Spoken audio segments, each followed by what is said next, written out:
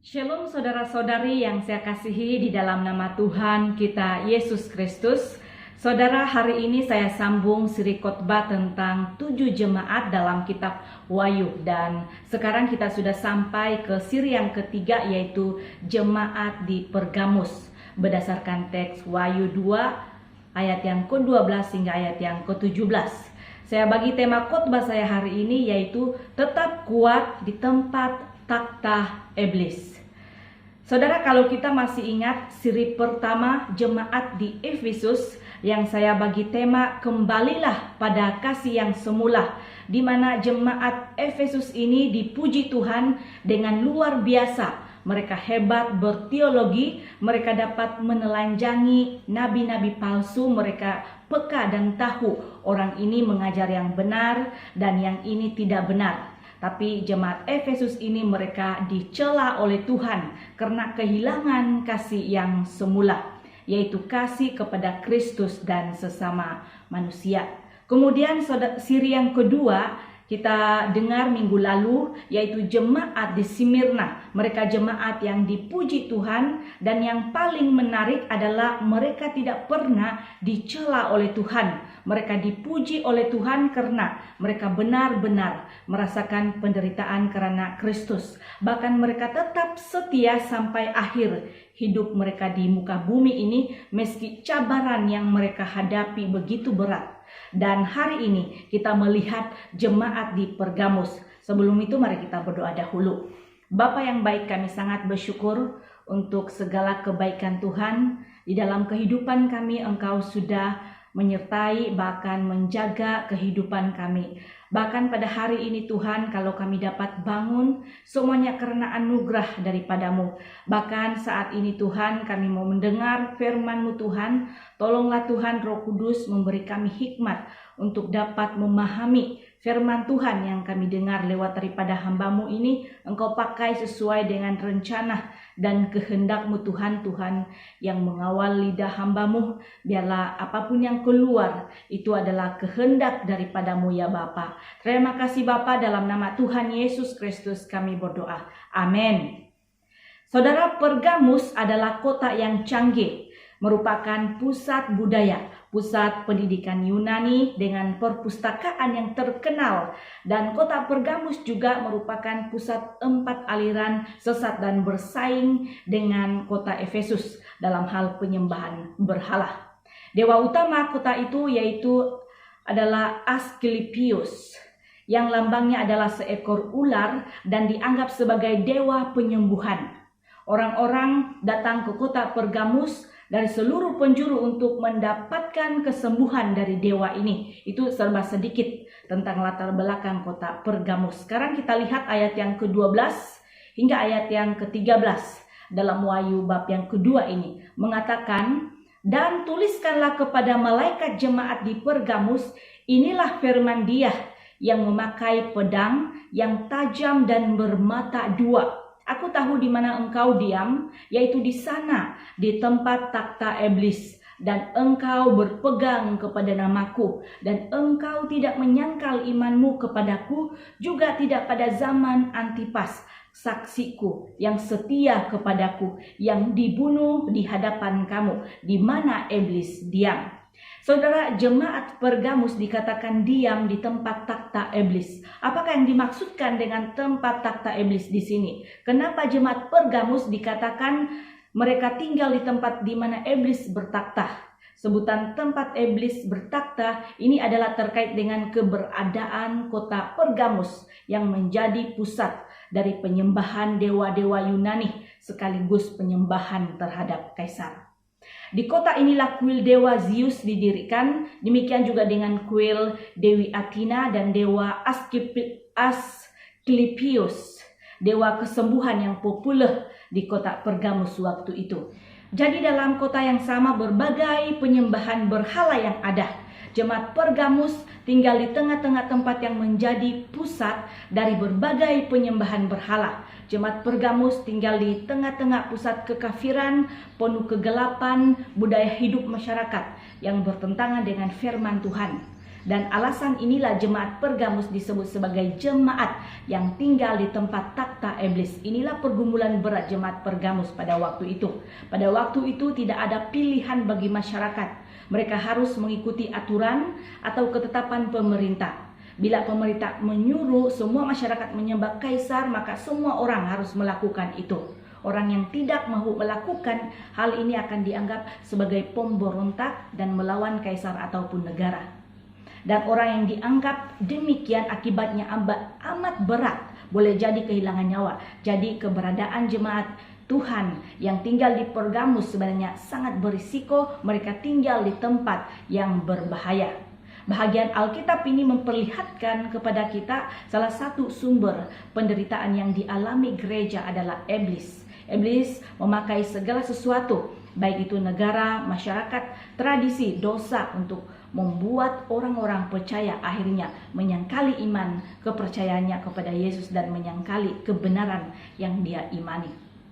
Keadaan keluarga yang berantakan, kejadian-kejadian yang tragik berlaku, orang yang kita kasih meninggal, apalagi waktu-waktu ini memang ada ramai orang yang kehilangan orang tersayang, sehingga membuatkan kita sempat berpikir bagaimana mungkin Tuhan itu dikatakan ada kalau akhirnya hidup saya jadi seorang yang begitu menderita, susah.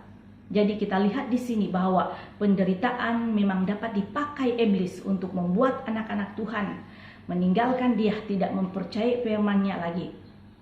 Saudara, kembali lagi dengan jemaat Pergamus. Mereka tinggal di tempat yang paling bahaya. Walaupun jemaat Pergamus hidup dalam berbagai ancaman dan risiko, tetapi Tuhan mengatakan mereka ternyata tetap berpegang pada nama Tuhan Yesus. Ini terkait dengan kesetiaan mereka untuk tidak menyangkali nama Yesus. Dan hal ini membuatkan Tuhan puji mereka, kamu itu sangat luar biasa. Pada waktu itu salah satu tuntutan yang diminta oleh pemerintah kepada orang-orang Kristen yang ditangkap adalah supaya mereka menyangkali nama Yesus.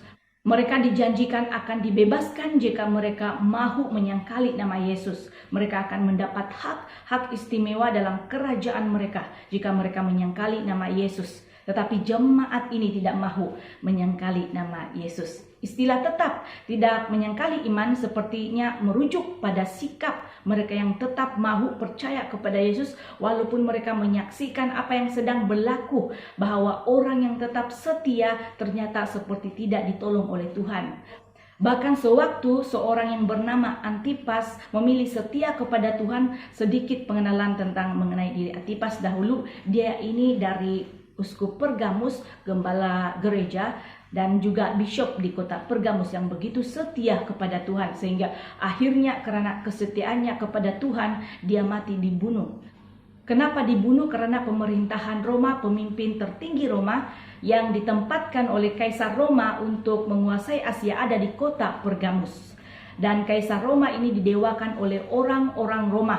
Hal ini saya sudah jelaskan masa siri khotbah saya minggu lalu, apa yang terjadi kepada kota Smyrna, bahwa orang-orang yang ada di wilayah Romawi, orang-orang yang harus datang ke kuil lalu mengatakan dari mulut mereka, mengakui dan mengatakan bahwa Kaisar Tiberius adalah Tuhanku. Kalau mereka lakukan itu, mereka boleh balik lagi dan boleh hidup dengan agama mereka masing-masing. Tapi rupa-rupanya orang Kristen, termasuk Antipas, pemimpin gereja Pergamus, tidak mahu berkompromi dalam hal ini. Karena iman dan kesetiaannya sama Tuhan saja, maka pemimpin Kristen ini dibunuh di hadapan jemaat di kota Pergamus. Pihak Kaisar Romawi membunuh Antipas di hadapan jemaat-jemaat Pergamus karena dengan tujuan untuk menakut-nakuti jemaat Kristen di Pergamus agar meninggalkan iman mereka. Tetapi apa yang terjadi? Jemaat di Pergamus ini tetap tidak menyangkal iman mereka kepada Kristus. Mereka tetap memilih setia pada Kristus. Mereka tetap memilih apa yang terjadi, apa yang berlaku pada diri Antipas. Hal ini dipuji oleh Tuhan dengan luar biasa. Jemaat Pergamus, walaupun mereka menyaksikan orang setia seperti Antipas dibunuh, dan sepertinya Tuhan tidak menolong Antipas pada waktu itu agar Antipas tidak terbunuh, tetapi mereka tetap percaya kepada Tuhan. Mereka tidak ragu sama Tuhan. Jemaat Pergamus ini sungguh luar biasa. Kita harus belajar dari mereka. Lalu apa yang kita boleh belajar, apa yang kita boleh pelajari dari mereka, yaitu dalam mengikut Tuhan diperlukan sebuah kesetiaan tanpa bergantung keadaan dan situasi. Karena sering pada umumnya kesetiaan manusia itu bergantung pada keadaan. Dan jika kita perhatikan kehidupan beberapa orang Kristen, kesetiaan seseorang kepada Tuhan biasanya terbagi dua. Pertama, ada orang yang baru setia kepada Tuhan saat dia dalam keadaan baik.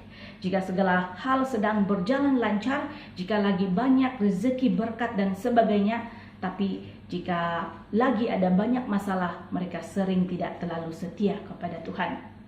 Jenis orang yang kedua adalah yang sebaliknya, orang-orang yang setia kepada Tuhan waktu ada banyak masalah, tapi waktu sedang berjalan lancar, waktu sedang merasa beruntung, sering lupa pula dengan Tuhan. Saudara, yang seharusnya terjadi adalah pada saat kita sedang banyak pergumulan, kita seharusnya setia kepada Tuhan. Maka sewaktu pergumulan kita selesai, kita harus lebih setia lagi kepada Tuhan. Artinya dalam keadaan apapun musim, hidup kita tetaplah setia mengikut Tuhan. Sekarang kita lihat ayat yang ke-14 hingga ayat yang ke-15 mengatakan, "Tetapi aku mempunyai beberapa keberatan terhadap engkau. Di antaramu ada beberapa orang yang menganut ajaran Bileam, yang memberi nasihat kepada Balak untuk menyesatkan orang Israel, supaya mereka makan persembahan berhala dan berbuat zina. Demikian juga ada padamu orang-orang yang berpegang kepada ajaran pengikut Nikolaus." Meskipun jemaat di Pergamus ini punya kesetiaan yang luar biasa kepada Tuhan dan dipuji oleh Tuhan, tetapi ada sesuatu yang tidak boleh dibiarkan mereka lakukan. Apakah itu? Yaitu ada beberapa jemaat Tuhan dalam kalangan mereka yang sebenarnya menganut ajaran Bileam. Sekarang pertanyaannya, ajaran Bileam itu apa? Jadi kalau kita rujuk dalam Bilangan bab yang ke-22 hingga bab yang ke-25, sangat jelas pada waktu itu orang mengalami ketakutan yang luar biasa terhadap bangsa Israel, sehingga kemudian mereka membayar Bileam untuk mengutuki Israel. Tapi kemudian tiap kali Bileam melakukan pasti tidak dapat, Tuhan larang dia. Kemudian apa yang diterima Bileam? Bayaran luar biasa, upaya yang menggiurkan, menguntungkan dari Balak, raja Moab. Bileam mau mengutuki orang Israel, tapi dia tidak berdaya. Kemudian dia mengajak Balak, raja Moab, untuk rapat sama-sama, lalu memikirkan bagaimana cara kita menjatuhkan orang Israel. Bileam sama-sama mencari ide, bekerja sama kepada pihak Balak, raja Moab, untuk menjatuhkan orang Israel pada ketika itu. Jadi karena Bileam ini adalah seorang nabi yang dibayar dan seorang yang memujuk orang Israel menyembah Baal Peor, maka dia memberi ide kepada Raja Moab. Kalau orang Israel itu benar terus hidupnya, Tuhan akan terus menjaga mereka. Jadi supaya Tuhan tidak memberkati mereka, mari kita rayuh orang-orang Israel, mari kita goda mereka supaya mereka berdosa. Kemudian Tuhan marah dengan mereka, lalu Tuhan tinggalkan mereka. Ini sebuah pemikiran jenius dari seorang Bileam, terlalu licik dia. Maka Balak, raja Moab, berkata, "Oh begitu, lalu bagaimana caranya?" Maka diumpanlah kepada orang-orang Israel dengan perempuan-perempuan mereka. Ditawarkan kepada laki-laki Israel dengan perempuan-perempuan yang dihantar itu, yang cantik-cantik, yang menggoda. Maka tergodalah dan jatuhlah orang Israel ke dalam perzinahan. Mereka makan makanan berhala dan mereka menodai dirinya sendiri. Dan akhirnya memang Tuhan murka marah sama mereka. Pertanyaan kita, kan Tuhan pernah dan mencegah ucapan Bileam kutuk jadi berkat, tapi kenapa Tuhan tidak dapat mencegah supaya orang Israel jangan tergoda dengan wanita-wanita perangkap ini?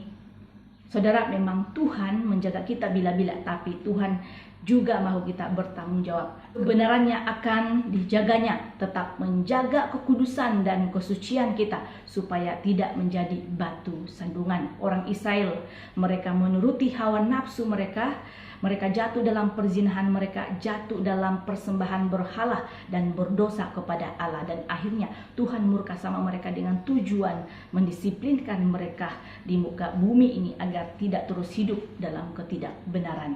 Jadi saudara, kembali lagi dalam kitab Wahyu tentang jemaat di Pergamus ini, bahwa beberapa jemaat Pergamus ini mereka terpengaruh dengan ajaran atau kelicikan Bileam tentang dua titik penting ini, yaitu uang dan perempuan.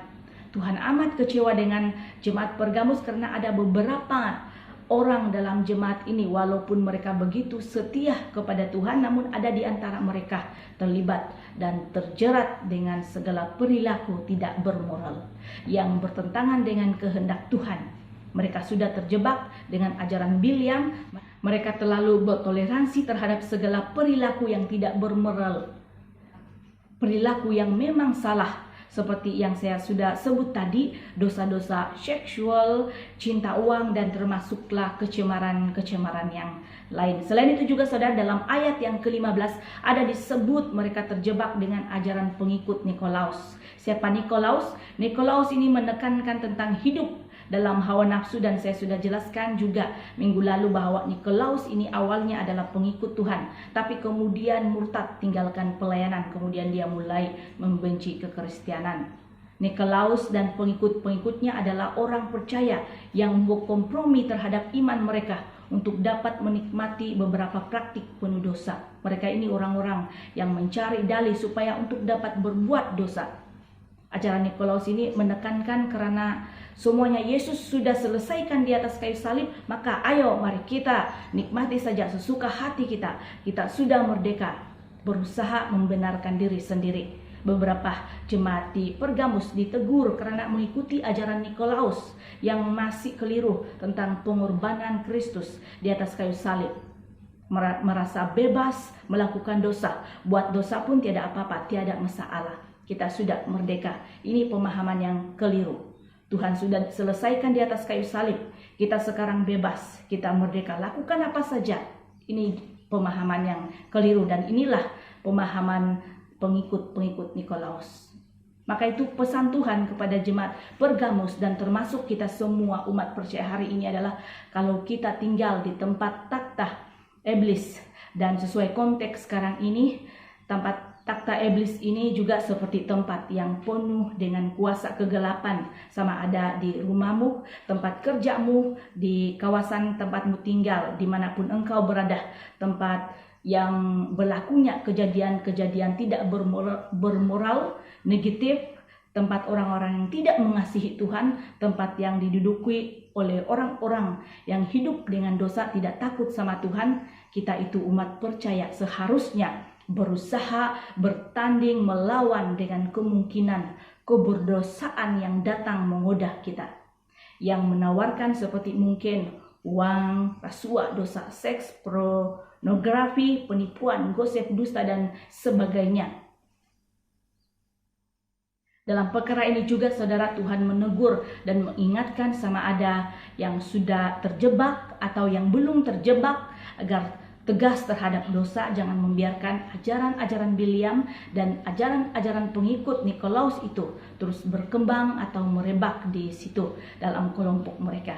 Ini mengingatkan juga kepada para pemimpin rohani gereja, para penatua, para gembala sidang, dan para orang percaya supaya sekiranya ada ajaran sesat coba masuk, haruslah bertindak yang seharusnya agar ajaran itu tidak seharusnya menular kepada saudara-saudari seiman yang lain. Allah menghendaki mereka harus tegas. Allah menghendaki kita harus tegas terhadap dosa, terhadap ajaran-ajaran yang sesat, yang benar, yang mentang-mentang sesat.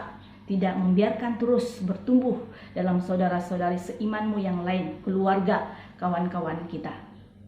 Masih ingatkah kita dengan jemaat Efesus? Tuhan menegur mereka karena mereka tidak punya kasih. Manakala Pergamus ditegur dalam hal yang lain sebaliknya. Mereka disalahkan karena terlalu toleransi dengan kesalahan jemaatnya. Dari sini kita belajar bahwa Tuhan menghendaki bukan saja kesetiaan tetapi kebenaran. Tuhan menghendaki umat-umat Tuhan bukan sekadar setia kepada Dia tetapi berpegang kepada kebenaran dengan tidak mentoleransikan dosa. Dalam kesetiaan kita itu menjaga kekudusan, kesucian kita. Dalam kita setia kepada Tuhan, maksudnya dalam kita setia harus juga menjaga kesucian kita, kekudusan. Ternyata orang yang setia kepada Tuhan tidak otomatis hidupnya bebas dari kehidupan yang penuh dengan dosa. Jemaat Pergamus dalam mengikut Tuhan memang sangat setia, tetapi mereka tetap boleh jatuh dalam pelbagai jenis dosa. Saudara, kesetiaan kepada Tuhan barulah satu aspek. Aspek ini sangat penting. Memang jarang-jarang ditemukan orang yang setia, tetapi ada aspek lain lagi yang harus ada pada kita, yaitu aspek kesucian, kekudusan, aspek kehidupan yang benar, kehidupan yang bertanggung jawab, dan sebagainya.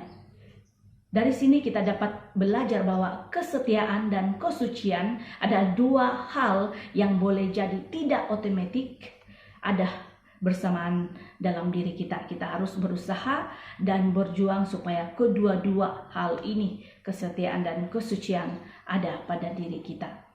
Tuhan memandang kehidupan yang terlalu toleransi terhadap pelanggaran-pelanggaran ini sebagai sesuatu yang amat serius, tidak boleh dibiarkan. Oleh sebab itulah Tuhan sampai dia berkata dalam ayat yang ke-16 mengatakan, bertobatlah, jika tidak demikian aku akan segera datang kepadamu dan aku akan memerangi mereka dengan pedang yang ada di mulutku ini. Jadi beberapa penafsir Alkitab menafsirkan ayat ini begini, pedang ini melambangkan bahwa Tuhan Yesus dapat melawan musuh dan umat percaya yang berbuat dosa sesuai dengan caranya. Dengan kata lain, dia tidak segan-segan memakai pedangnya melawan kita kalau kita berdosa bagi tujuan mendisiplinkan kita di dunia ini. Tuhan Yesus menghendaki dosa kita itu perlu dikerat dan dibuang. Tuhan menghendaki umatnya tidak terus diperhambakan oleh dosa, karena kita ini anak-anak terang di dalam dunia ini.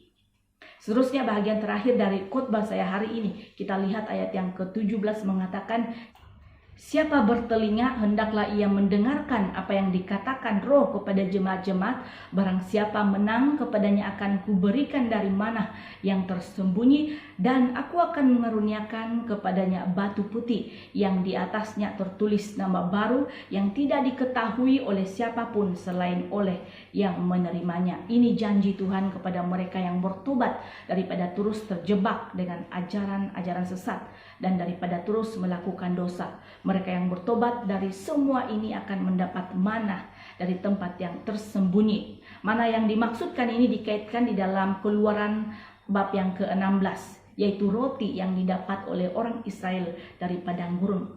Artinya adalah kalau kita bertobat, tidak lagi terjebak dengan ajaran-ajaran sesat ini, tetapi tetap setia pada Kristus, kebenaran firman Tuhan, maka kita akan diberikan makanan dari Tuhan, yaitu berkat ilahi. Bukan berkat secara jasmani saja, tetapi berkat rohani, pengertian yang dari surga.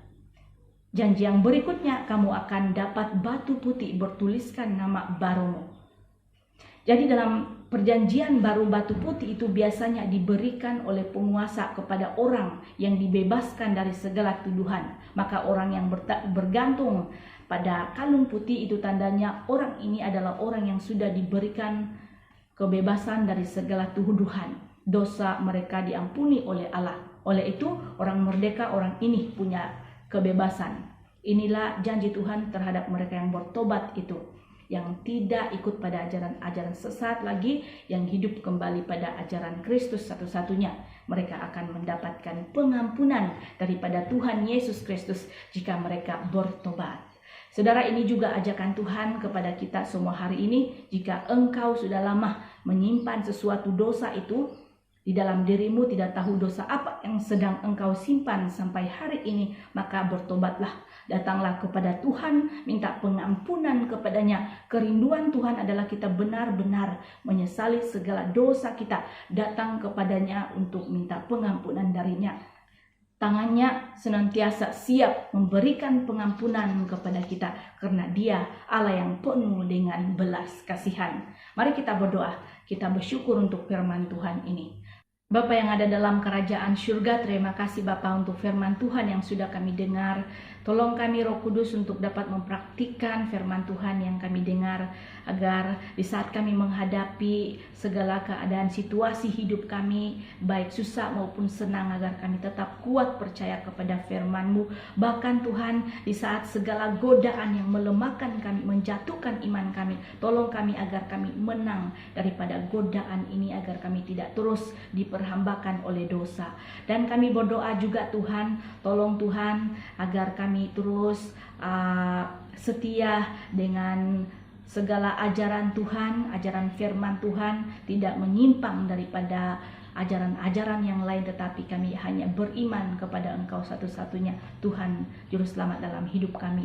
Dan tolong Tuhan saat ini Bapa, kuatkan kami Bapa untuk terus menyingkirkan segala dosa yang begitu memperhambakan hidup kami selama ini. Dosa apapun itu dalam diri kami, tolong Tuhan kuatkan kami untuk menyingkirkan itu di dalam hidup kami Tuhan. Tolong kami Tuhan agar di dalam kesetiaan kami Tuhan, kami dapat menjaga kesucian dan kekudusan kami.